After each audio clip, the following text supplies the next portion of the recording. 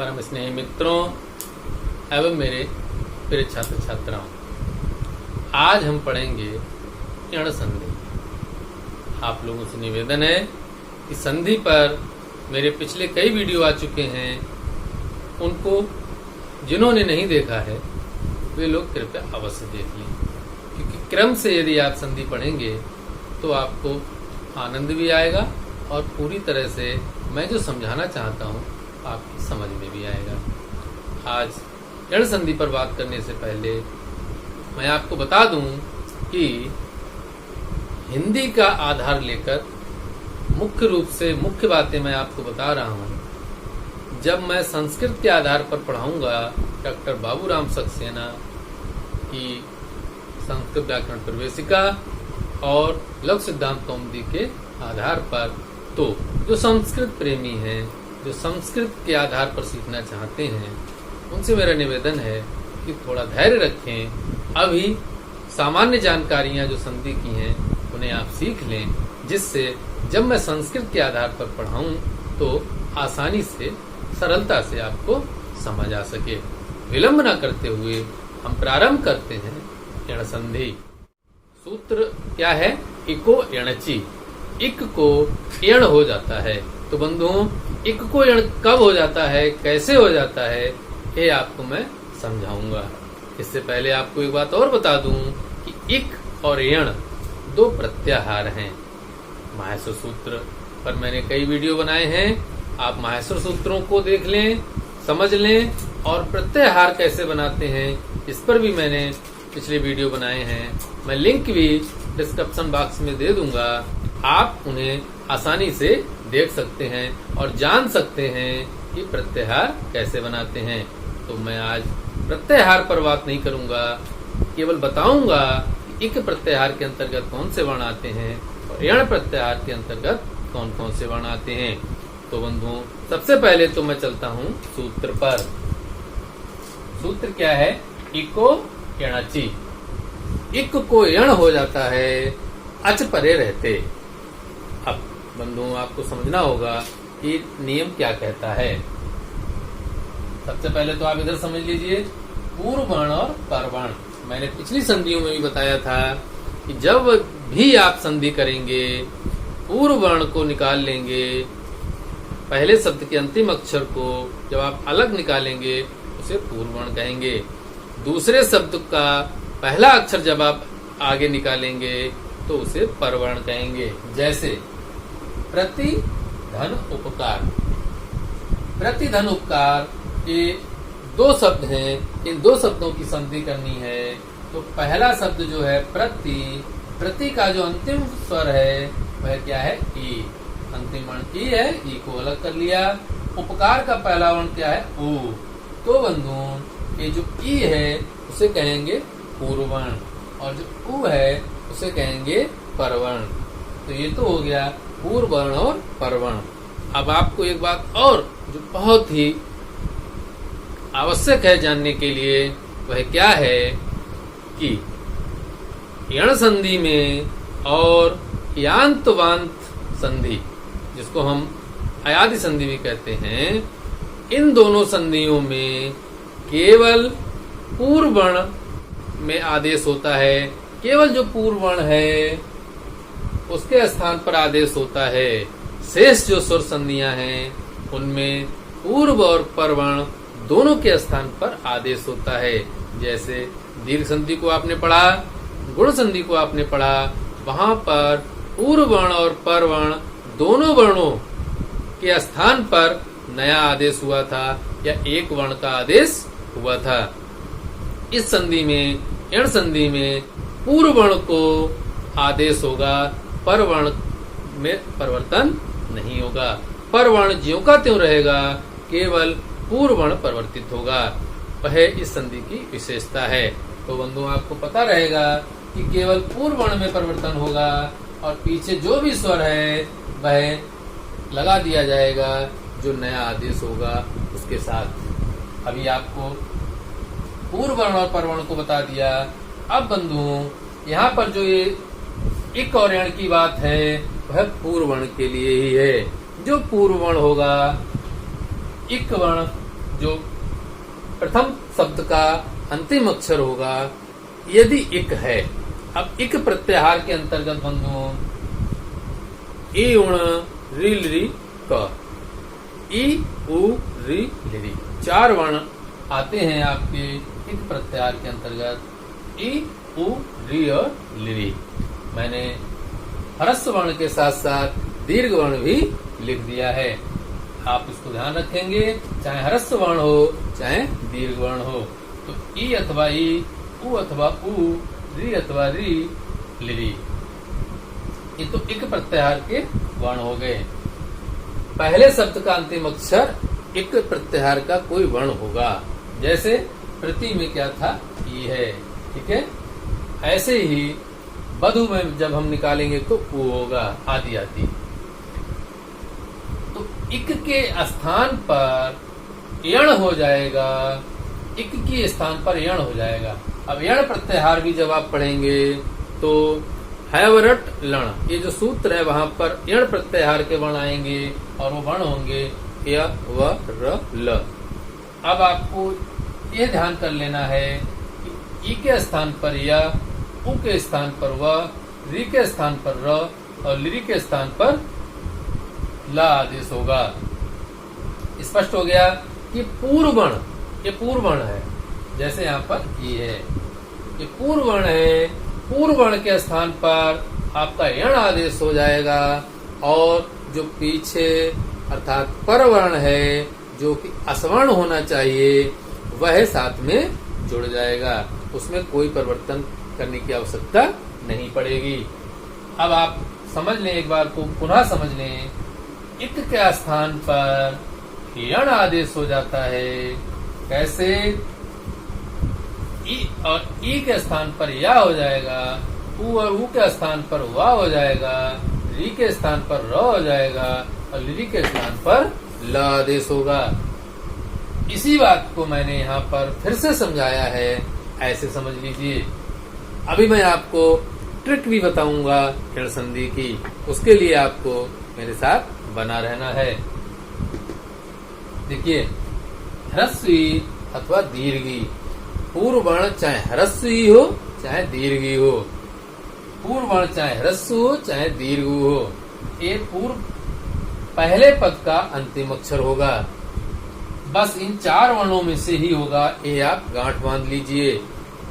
यण संधि तभी होगी जब पहले शब्द का अंतिम अक्षर इनमें से कोई होगा और जब दूसरे शब्द का पहला अक्षर निकालेंगे तो कोई भी स्वर हो सकता है, बस वह सवर्ण नहीं होना चाहिए।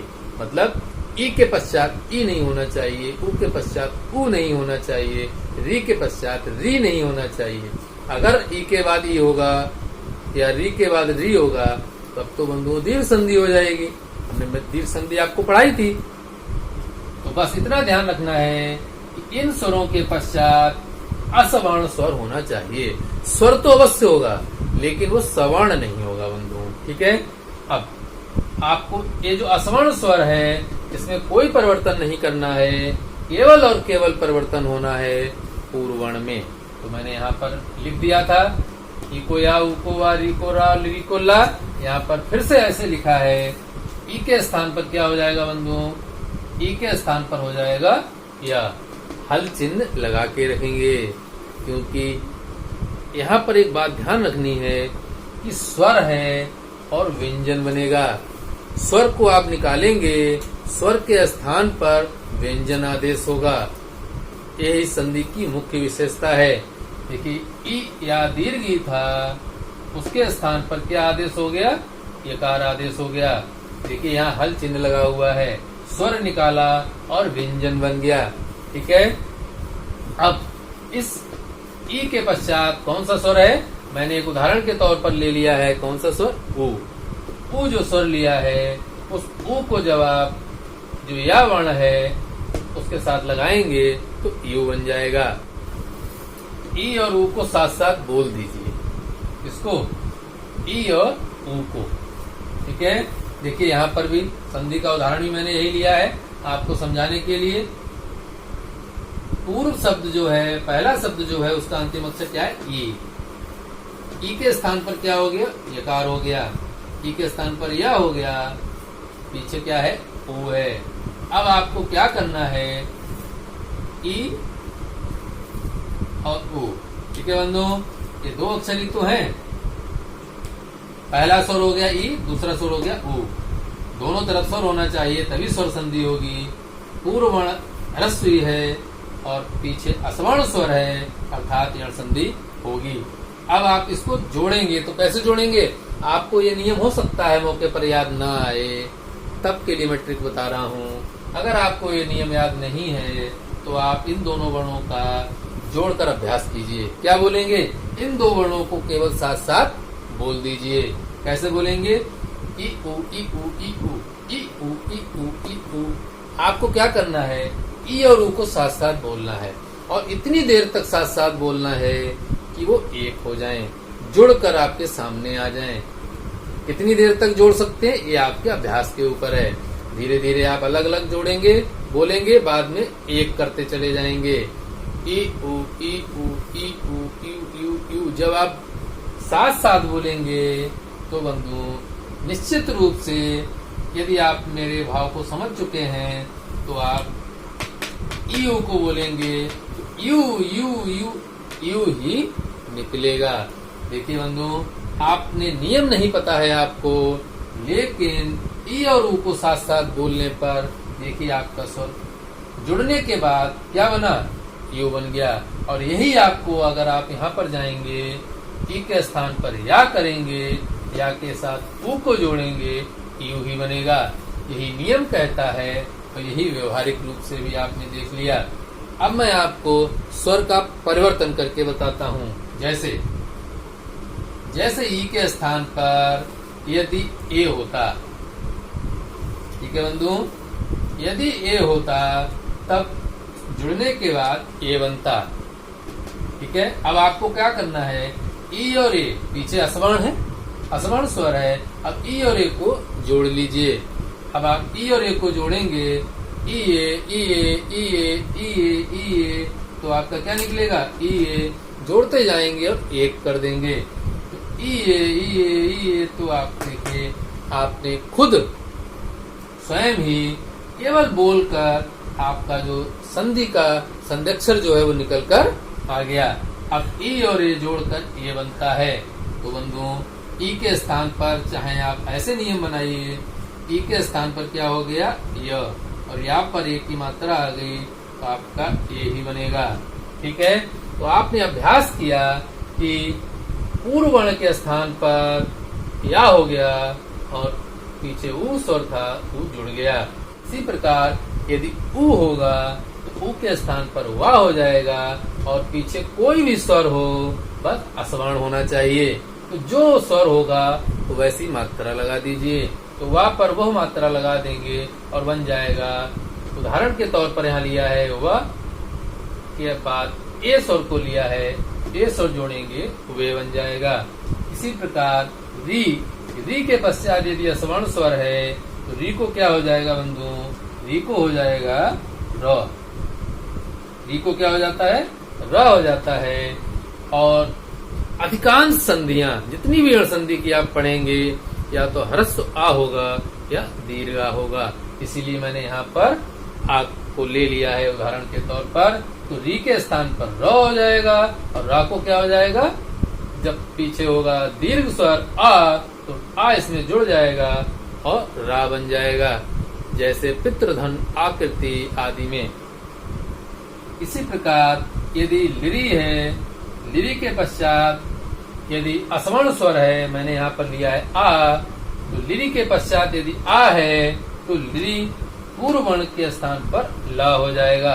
तो ला, लिरी के स्थान पर ला हो जाएगा और आ जो दीर्घ स्वर है उसकी मात्रा लग जाएगी, तो बन जाएगा ला।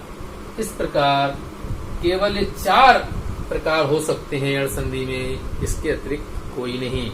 आपको केवल ये ध्यान रखना है, पहले शब्द का अंतिम अक्षर निकालेंगे और यदि वह ई है, ऊ है, री है, लिरी है, तो निश्चित रूप से आप समझ लीजिए पीछे कोई भी स्वर हो, यण संधि होगी। और यण संधि होते ही आप ई के स्थान पर य, उ के स्थान पर व, री के स्थान पर र, दीर्घ के स्थान पर ला कर लेंगे। अब मैं आपको उदाहरण सिद्ध करके बताता हूँ। यहाँ तक आपने कर लिया था। प्रति और उपकार की संधि हमको करनी है। प्रति और उपकार। प्रति का अंतिम अक्षर ई अलग कर लिया, उपकार का अंतिम अक्षर उ अलग कर लिया। मैंने अलग रंग से लिख दिया है जिससे आप देख सकें। ई के स्थान पर या हो गया, क्योंकि ई के स्थान पर या हो जाता है। ई के स्थान पर या कर लिया, पीछे ह्रस्व उ है तो इस ह्रस्व उ की मात्रा या पर लगा दीजिए। तो ह्रस्व उ की मात्रा जब आप या पर लगाएंगे तब आप दोनों की जब संधि करेंगे, ठीक है, उ आ गया आपके या के नीचे। अब आपकी संधि हो गई है। शेष वर्ण जो है उनको साथ साथ लिख दीजिए। कैसे, देखिए, और यहाँ पर क्या बचा था, मैंने यहाँ पर जब ई को अलग किया था तो जो शेष भाग था उसको अलग करके लिख दिया था। बंधु आप याद रखेंगे, जब ह्रस्व ई को निकालेंगे तो ता में हलंत लग जाएगा। वही हमने अलग कर लिया था। और संधि होने के बाद उसको साथ में यहाँ पर, चूंकि ता में हल चिन्ह था, यहाँ पर स्वर को निकाला था इसलिए हल चिन्ह लग गया था। और स्वर को निकालने के बाद वह व्यंजन बन गया था, इसलिए जो ता में हल चिन्ह था आधा ही रह गया। और हल चिन्ह होने के कारण ता में अर्थात जो तकार है वो आधा लिखा गया। अब आपने इस संधि की मुख्य विशेषता और जान ली, क्या कि यण संधि जब भी आप करेंगे तब जो संधि होकर के जो वर्ण बनेगा उससे आगे वाला अक्षर आधा होगा, 100% आधा होगा। क्यों आधा होगा? आधे होने का मतलब स्वर नहीं होगा उसमें, अर्थात व्यंजन होगा उसमें, स्वर नहीं होगा। जैसे क्यों होगा, इस तय है क्योंकि स्वर के स्थान पर व्यंजन आदेश हुआ है। स्वर के स्थान पर व्यंजन आदेश होगा तो जिसमें से स्वर निकला है वह आधा हो जाएगा। यहाँ ता में से स्वर निकल गया था तो ता आधा रह गया। अभी मैं दूसरा उदाहरण आपको बताऊंगा, उसमें भी ये बात बताऊंगा कि स्वर को निकालकर व्यंजन बन जाता है, इसलिए आधा अक्षर जरूर होगा यण संधि में। यह पहचान के तौर पर आप नोट रखेंगे। अब मैं आपको दूसरा उदाहरण बताता हूँ। अब मैं उ के उदाहरण को लेता हूँ। जैसे अनुधन एषण, ठीक है, अनुधन एषण की संधि करनी है। अब सबसे पहला काम आपको क्या करना है, ये देखना है कि यहाँ कौन सी संधि है। सामान्य तौर पर सबसे पहला प्रश्न यही दिमाग में आता है, संधि कौन सी है। तो आपको सबसे पहला काम क्या करना है, इसका अंतिम स्वर निकालिए। इसका जब अंतिम स्वर निकालेंगे वो निकलेगा, और इसका पहला स्वर निकालेंगे, पहला वर्ण निकालेंगे, ये बनेगा। इसका अंतिम स्वर निकालेंगे वो निकलेगा। जब ये दोनों वर्ण आप निकाल लें, इन्हें क्या कहेंगे, पूर्व वर्ण और परवर्ण। पूर्व वर्ण और परवर्ण। अब ये जो पूर्व वर्ण है, आप दोनों वर्णों को देखिए। यदि दोनों समान वर्ण होते, अक वर्ण होते तो दीर्घ संधि होती, अकह सवर्ण दीर्घ से। और यदि आगे ह्रस्व अथवा दीर्घ होता तब आपको विचार करना था, या तो गुण होता या वृद्धि होगी। और उ है अर्थात इउ री में से कोई वर्ण है तो निश्चित रूप से यण संधि होगी। पीछे असवर्ण होना चाहिए। हमारा उदाहरण सटीक बैठ रहा है किस संधि के लिए, यण संधि के लिए। अब आपको नियम पर चलना है। जब आपने उ को अलग कर लिया तो उ को अलग करने के बाद बचा क्या, उसे साथ में लिख सकते हैं। और नाम में हल चिन्ह लगा लीजिए, क्योंकि नाम से स्वर निकल गया। ठीक है, इधर भी आप बचा हुआ हिस्सा साथ में रख लीजिए, इससे संधि करने में आसानी होगी। अब आप देखिए, मैंने कहा था यण संधि में केवल उ के स्थान पर वाह हो जाएगा। अब उ के स्थान पर क्या हो जाएगा, वाह हो जाएगा। हल चिन्ह लगाए रखेंगे आप। ऊ के स्थान पर क्या होता है वाह, ऊ के स्थान पर वाह हल चिन्ह अवश्य लगेगा, ध्यान रखेंगे। साथ में क्या है ऐषण,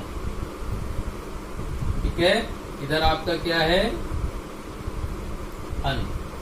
अब आपको करना कुछ नहीं है, केवल पता होना चाहिए था ऊ के स्थान पर वाह हो जाएगा, फिर ए जो स्वर है उस स्वर की मात्रा वहां पर आ जाएगी, ठीक है।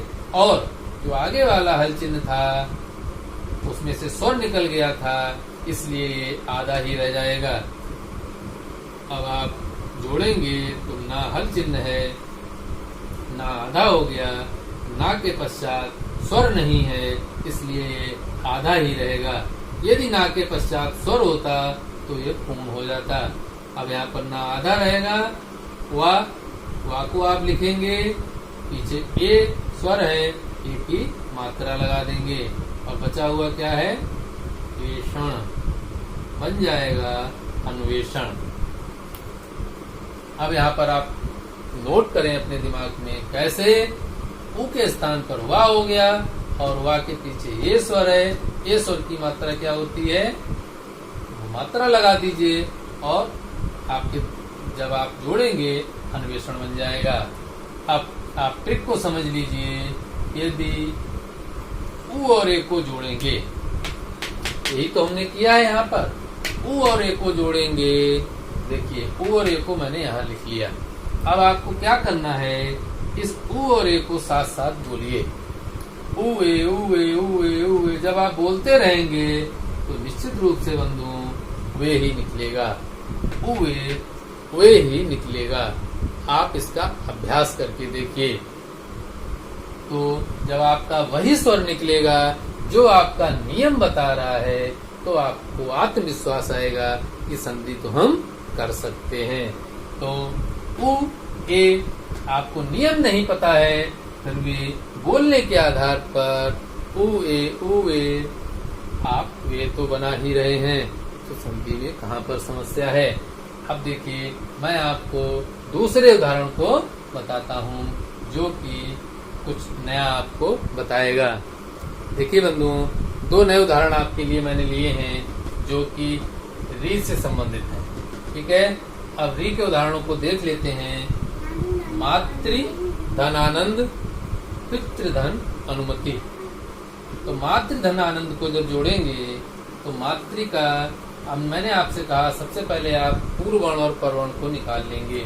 मातृ में से जब स्वर को निकालेंगे तो आपका री अलग हो जाएगा और इधर आपका जो है स्वर है आ। अब आपको क्या करना है, सबसे पहले इन दो स्वरों को देखकर यह अनुमान लगाना है कि यहाँ संधि कौन सी होगी, ये तय करना है आपको। तो मेरे नियमों पर चलते रहेंगे तो आप पकड़ लेंगे यहाँ पर कौन सी संधि होगी। बार बार एक ही बात बताने से कोई फायदा नहीं है। आपने देख लिया, यदि आगे ई उ री गिरी में से कोई वर्ण है और पीछे अस वर्ण है तो केवल और केवल एण संधि हो सकती है। तो री के स्थान पर एण संधि में क्या होता है आपको पता है, री के स्थान पर रा है। देखिए री के स्थान पर क्या हो जाता है, रा हो जाता है और पीछे कौन सा स्वर है, दीर्घ आ। इतना तो काम हो गया, संधि का जो काम है वह हो चुका है।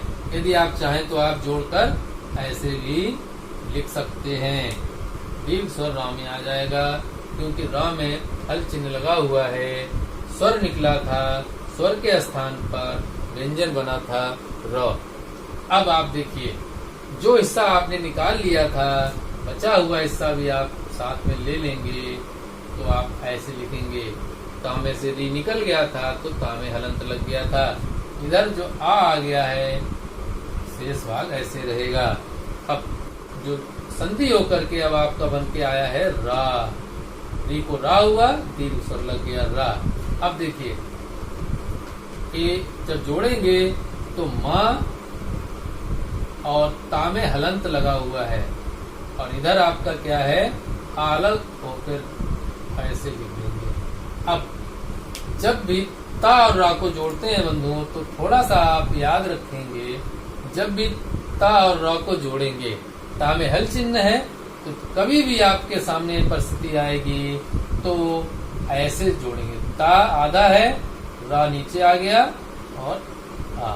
इस तरीके से आप ध्यान रखेंगे कि जब कभी भी रा का मामला होगा तो रा के केस में आगे वाला वर्ण यदि हल चिन्ह है तो रा उसके अंदर प्रवेश कर जाएगा, जैसे ता के अंदर रा प्रवेश कर गया। इसी प्रकार यदि हा में हल चिन्ह होता और उसके पश्चात र होता तो बंधुओं ये जो रा है वो हा के अंदर प्रवेश कर जाता। इस तरीके से, इस प्रकार जैसे ह्रस्व होता है। तो जब भी रा को जोड़ना होगा, आगे वाला वर्ण यदि हल चिन्ह होगा, हलंत होगा, तो निश्चित रूप से रा उसके अंदर चला जाएगा, रा उसके अंदर जाएगा और रा के साथ जो स्वर है वो साथ में लग जाएगा। ठीक है बंधुओं, यहाँ पर दीर्घ स्वर था तो यहाँ पर दीर्घ स्वर की मात्रा लग गई। यहाँ पर ह्रस्व स्वर है, रा के साथ कौन सा स्वर है? यहाँ पर रा के साथ स्वर है आ, रा के साथ आ स्वर है, इसलिए यहाँ पर मात्रा नहीं लगी दीर्घ स्वर की। यदि मान लीजिए दीर्घ स्वर होता तो बंधुओं यहाँ पर मात्रा भी होती और वो यहाँ भी होती। इस प्रकार आप ध्यान रखेंगे तब समझ जाएंगे कि ता आधा है, रा पूर्ण है, क्योंकि रा के साथ दीर्घ स्वर है तो रा अंदर चला जाएगा, दीर्घ स्वर की मात्रा लग जाएगी। और यहाँ पर हम सही से अगर लिखेंगे तो कैसे लिखा जाएगा? मैं यहाँ पर लिख देता हूँ, मात्रा नन। संधि होकर के आपके सामने यह शब्द आपके सामने निकल कर आएगा, मात्र धनानंद अर्थात मात्रानंद। ठीक है, आप इसको जोड़ेंगे ऐसे लिखेंगे, क्योंकि ता में हलंत है, रा उसके अंदर चला जाएगा। अब मैं आपको दूसरा उदाहरण बताता हूँ। इस उदाहरण में देखिए, जब मात्र का उदाहरण आपने लिया है तो पितृ का भी ले लिया जाए। देखिए पितृ में अंतिम स्वर क्या है? री है। ठीक है, इधर पहला स्वर क्या है? अनुक्ति का आ। तो पूर्व वर्ण और परवर्ण आपने निकाल लिया। री के स्थान पर रा होता है, री के स्थान पर र होता है, इधर आपका क्या है? अ। ठीक है, दोनों को जब आप जोड़ेंगे तो ह्रस्व है, तो ह्रस्व होने के कारण हल चिन्ह हट जाएगा। अब आपका संधि तो हो गई, शेष भाग जो है उसको साथ में लिख लीजिए। क्या था? ता में हल चिन्ह, इधर क्या है? अनुमति, है ना? तारी निकल गया, ता में हल चिन्ह लग गया। अब वही काम यहाँ पर करना है। देखिए बंधु, पितृ है और कुछ नहीं करना है, बस जरा सा ध्यान रखना है। अब देखिए र है, रा के आगे हल चिन्ह है, तो इस ता में रा प्रवेश कर जाएगा। ऐसे ता आधा र। ठीक है, र अंदर आ गया और रा में ह्रस्व आ है तो आ साथ में है और शेष ऐसे लिख दीजिए। तो आपका क्या हो जाएगा? पितृ अनुमति, पितृ धन अनुमति, पितृ अनुमति। कभी भी ध्यान रखिए यहाँ पर दीर्घ आ मत करिएगा, क्योंकि ह्रस्व है तो दीर्घ आ की मात्रा कभी नहीं मत लगाइएगा, नहीं तो त्रुटि हो जाएगी। पितृ धन अनुमति, तो आपने री के दो उदाहरण आपने सीख लिए। अब मैं आपको लिरी का उदाहरण बताता हूँ।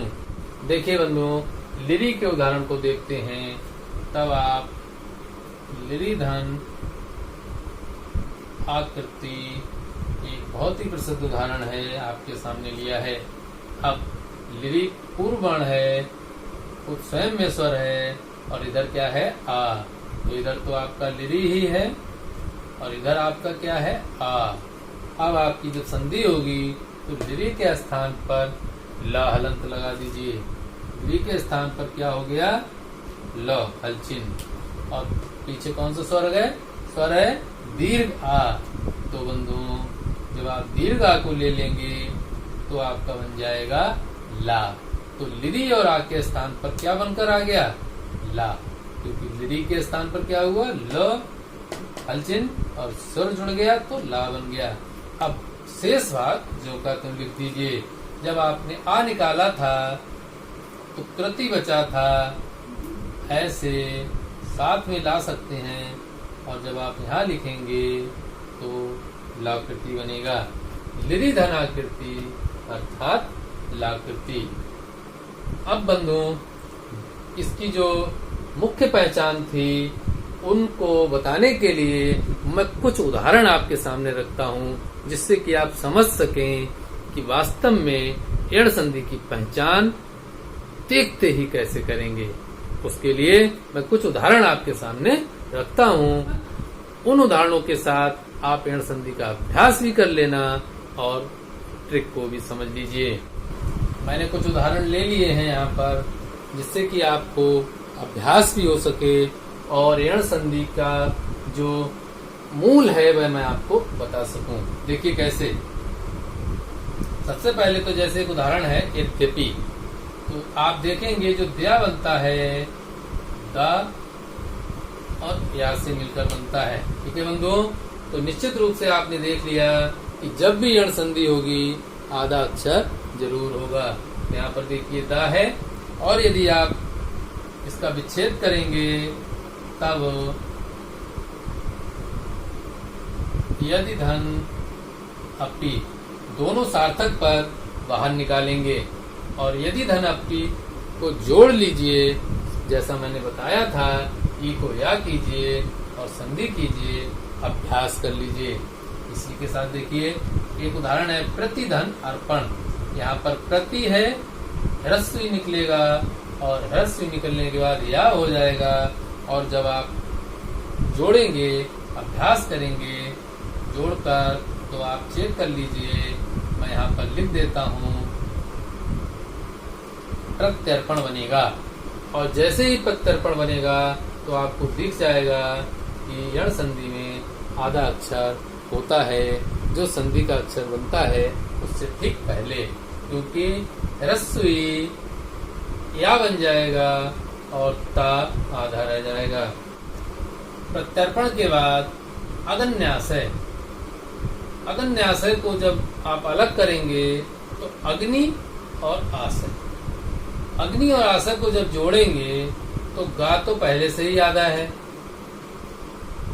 ई निकलने के बाद या बन जाएगा, ई का क्या हो जाएगा? या। तो यहाँ पर ना भी आधा हो जाएगा, गा पहले से आधा है। आप इसको सही से जोड़कर अभ्यास कीजिए, और आप जब आप जोड़ेंगे तब आप गलती मत करिएगा, यह मत करिएगा। देखिए ऐसा यदि आप करेंगे तो गलत हो जाएगा। यहाँ पर आप जब जोड़ेंगे तो ककार भी आधा है, नकार भी आधा ही रहेगा, और ई को क्या हो जाएगा? या हो जाएगा। अगला उदाहरण जब देखते हैं तब देखिए उपरि धन उक्त। यहाँ पर जब आप जोड़ेंगे तो ई के स्थान पर या हो जाएगा, उ हो जाएगा। यहाँ पर भी बहुत सी गलतियां करते हैं लोग, लेकिन मैं यहाँ पर लिख देता हूँ, आप बिल्कुल सही से जोड़कर देख लीजिए कि उपरयुक्त बन रहा है कि नहीं बन रहा है। यहाँ पर ध्यान रखेंगे, री में से ई अलग होगा तो रा आधा हो जाएगा। जैसे ही री से ई अलग होगा, रा में आधा हो जाएगा, और रा आधा होने के कारण, स्वर रहित होने के कारण रा ऊपर चला जाएगा। ठीक है। अब देखिए प्रतिधन उस, यहाँ पर जब आप जोड़ेंगे तो ता आधा हो जाएगा, और आपकी संधि ऐसे होगी। आप करके देखना। यहाँ पर आप जोड़ेंगे, ऊ को अलग करेंगे, ऊ को या वा हो जाएगा, और आप जब जोड़ेंगे तो मनवंतर, इस तरीके से आप जोड़ेंगे तो आप देखेंगे कि ना है वह आधा हो जाएगा। मधु धनाचार्य को जब आप जोड़ेंगे तब आप देखिए धा में से ऊ निकल जाएगा, वा बन जाएगा, और धा आधा रह जाएगा।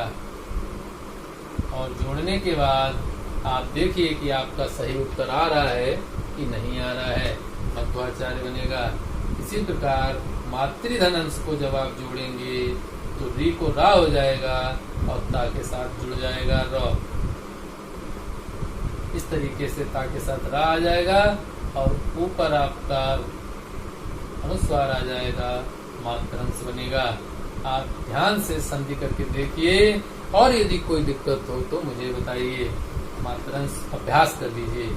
इसी प्रकार आप जब धातृधन अंश को जोड़ेंगे तो भी इसी तरीके से ता के साथ रा आ जाएगा, री को रा होगा, री को रा होने के बाद आ उसके अंदर चला जाएगा और अनुस्वार लगाएंगे, धातृंश बनाएंगे। इस प्रकार से मात्रंश और धातृंश को भी ध्यान से अभ्यास करिएगा और यदि आपकी समझ में ना आए तो मुझे बताइएगा। मित्रों, ये यण संधि के कुछ उदाहरण मैंने आपके सामने बताए, क्योंकि देखिए ये उपरयुक्त है ऐसे लिखा जाता है और अधिकांश लोग गलत लिख देते हैं, उपरोक्त लिख देते हैं, उपरोक्त, जो कि गलत होता है। अब ध्यान रखेंगे, क्योंकि संधि इस प्रकार से हो रही है तो उपरयुक्त ही होना चाहिए। तो मित्रों, यण संधि पर मैंने अपनी बात आपके सामने रखी, उसकी ट्रिक भी बताई, पहचान भी बताई। यण संधि को देखते ही आप कैसे पहचानेंगे, मेरा ये प्रयास कैसा रहा मुझे बताइएगा। और यदि आपको कोई समस्या हो तो मुझे लिख दीजिएगा, मैं समाधान करने का प्रयास करूंगा। मित्रों, आपसे निवेदन है, जो लोग नए हैं, जिन्होंने मेरे चैनल हिंदी संस्कृत डॉक्टर सवितुर को सब्सक्राइब नहीं किया है, तो कृपया सब्सक्राइब कर लीजिए, क्योंकि आने वाले मेरे वीडियो आपको अपलोड होते ही प्राप्त हो सकें। तो आज के सत्र में इतना ही। धन्यवाद। नमस्ते समम। जय हिंद।